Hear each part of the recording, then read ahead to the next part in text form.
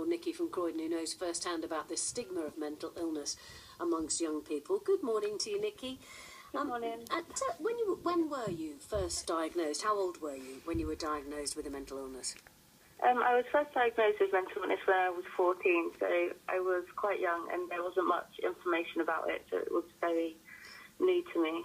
And what were your symptoms? Well, I was self-harming, I was attempting suicide, I was hearing voices, and I was just generally on a downward spiral. And what was the diagnosis? Depression, borderline personality disorder, and anxiety.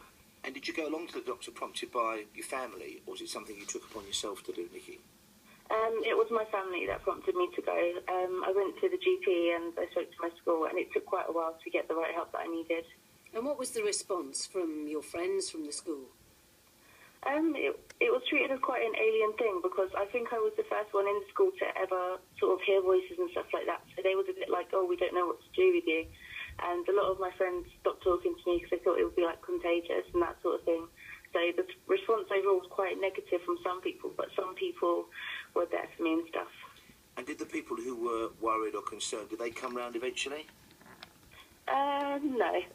I lost quite a lot of friends, but then at the same time I made the right ones eventually. Sure. That wouldn't judge me. And what kind of treatment did you get, Nikki? Well, I was discriminated against quite a lot. No, sorry, I meant to make you to improve your condition, to make you better.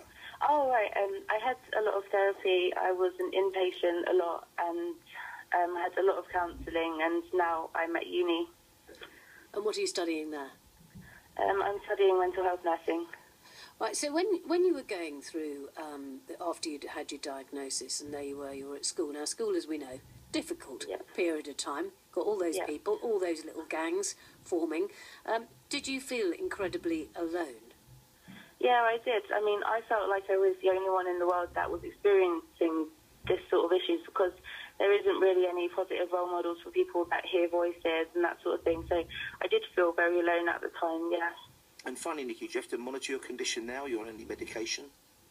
Yeah, I'm still on medication. It's something that I take day by day, but I learned a lot how to manage it, and it's something that doesn't affect my life in a massive way anymore. And so what would you say to young people who are listening to this and thinking, I don't want to go to the doctor because as soon as I go and am diagnosed with a mental health problem, then I will go through exactly what you went through, which is alienation? I would say that times are changing quite quickly, and the sooner you go and ask for help, the better, because you will find people that are willing to help, and you deserve it as well. So definitely go and speak to people, because there will be someone that will help you. Nikki, it's fantastic to talk to you, and thankfully you've been through what sounds like an awful ordeal, but thank you for taking time out. Tell us about it here on BBC Radio London, where it's now just gone 10 minutes to 9.